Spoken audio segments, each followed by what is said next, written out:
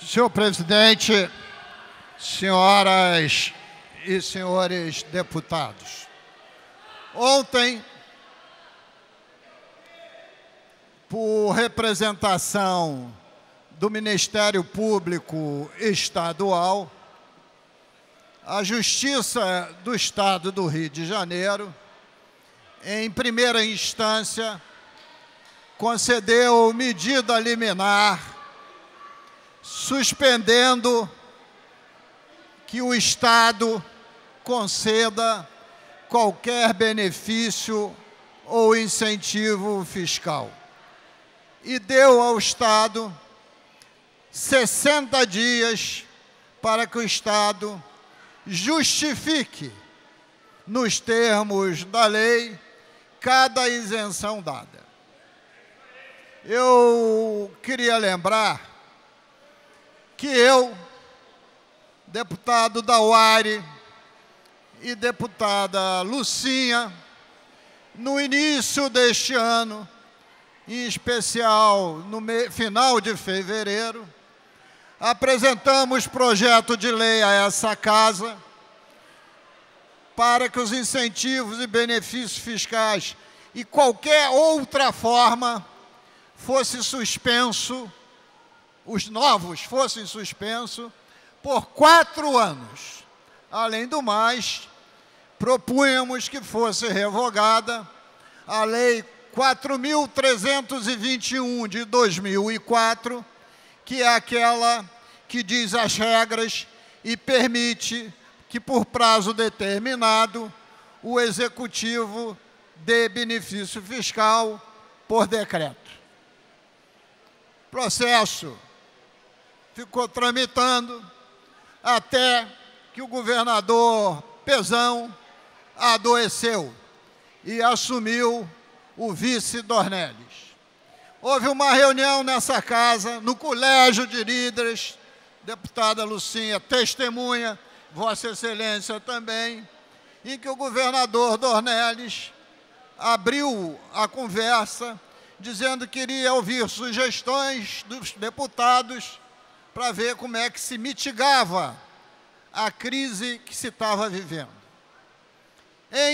Entre diversas sugestões, disse eu que havia esse projeto na casa. E ele disse que concordava. O presidente Jorge Pisciani mitigou e achou que o tempo justo não era 4, era 2 anos. Botou o projeto em pauta. O projeto recebeu, salvo erro de memória, 50 emendas e saiu de pauta. E não mais retornou.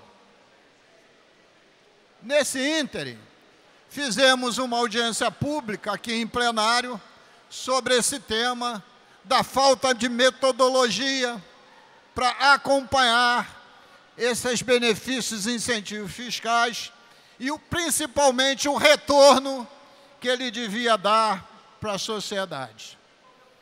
Foi um tema de uma audiência pública que começou às 10 da manhã e se estendeu após 13 horas. Na semana passada, fizemos outra audiência pública na sala 311, pela Comissão de Tributação, com a presença da Fazenda, do Planejamento, do Desenvolvimento Econômico, do Ministério Público, para aprofundar a discussão desse tema, porque tinham, em desobediência àquilo que aqui já estava acordado e não aprovado, feito novos 14 decretos de incentivos fiscais. Bom, e disso disparamos uma série de providências nos diversos órgãos, inclusive para o próprio Tribunal de Contas do Estado, presente o Ministério Público. E agora a suspensão. E agora leio no jornal que o Poder Executivo imagina mandar um projeto dentro desse pacote pacote de maldades que ninguém conhece, mandar também a suspensão do incentivo fiscal. E aí não seria maldade, seria justo, porque é preciso arrumar a casa. Não está na hora da gente dispensar R$1 sequer. Inclusive, deputada Lucinha, há uma diferença fundamental entre incentivo fiscal e benefício fiscal. Incentivo fiscal, deputado Luiz Martins, é uma estratégia desenvolvimentista do governo quando quer que determinada região acelere o seu processo de desenvolvimento econômico e social. É dirigido, para explorar as vocações regionais. Esse é o incentivo. O benefício, como o nome já diz, em tese, devia ser para equalizar procedimentos, mas é usado de uma forma ampla, geral e restrita. E agora, nosso projeto, deputada Lucinha, possivelmente virá à pauta na terça-feira. Então, na terça-feira, nós teremos, possivelmente, porque a pauta não saiu, 2 projetos importantíssimos. A da cessação de um poder discriminatório do Executivo de conceder incentivos e benefícios fiscais, e o outro, que é o reconhecimento da calamidade pública na gestão financeira do Estado. Transformar o decreto em lei. Mas isso só poderá ser feito se colocar no bojo do decreto, como propusemos através de emenda, todos os artigos da Lei de Responsabilidade Fiscal que ficarão suspensos enquanto perdurar o estado de calamidade.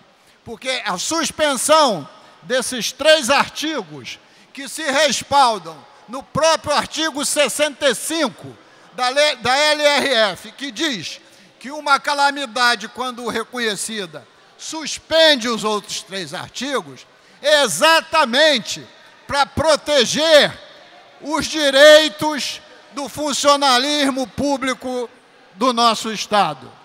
Porque nessa pleia de culpados em relação à gestão financeira do Estado, eu garanto a Vossa Excelência, senhor presidente, que o único que não tem culpa é o funcionário público estadual. Ele não é algoz, ele é vítima desse processo. Então, estou chamando essa questão à discussão, porque hoje é o último dia que tem parlamento nessa semana.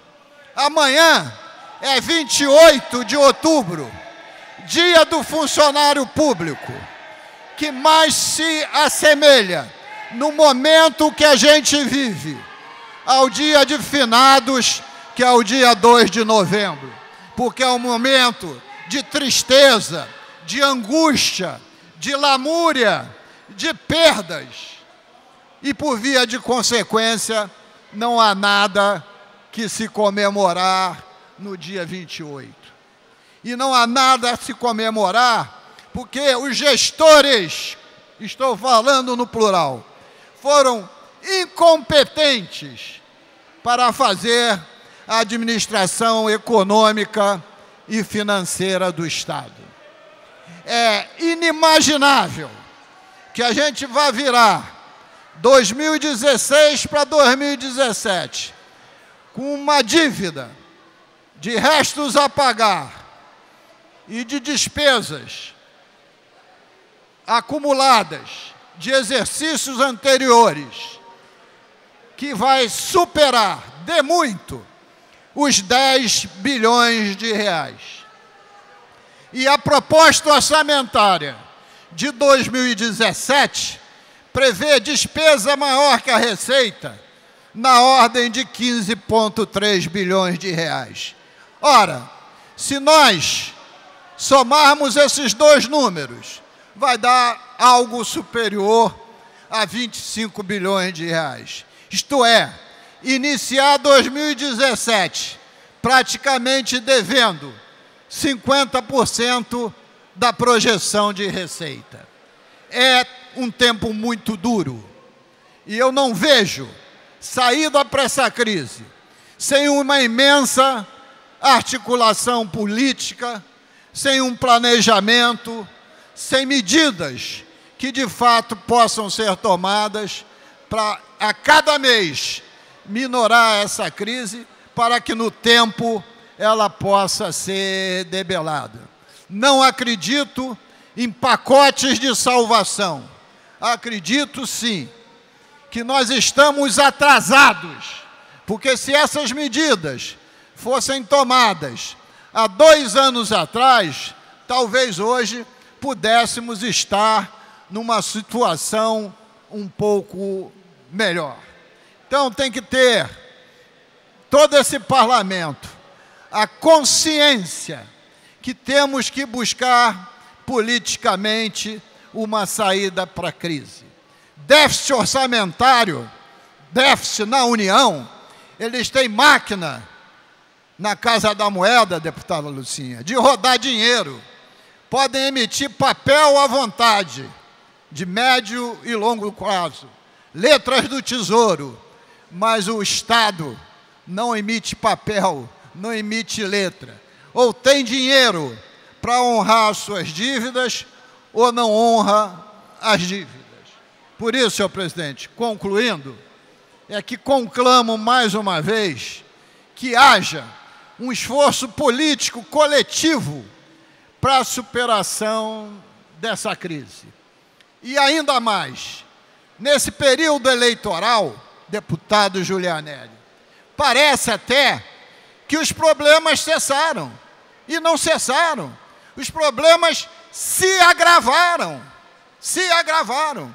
Aqueles 2,9 bilhões só serviu para dar uma tintura para a realização das Olimpíadas e das Paralimpíadas. Mas o problema estrutural se tornou mais intenso e mais grave. Muito obrigado, senhor presidente.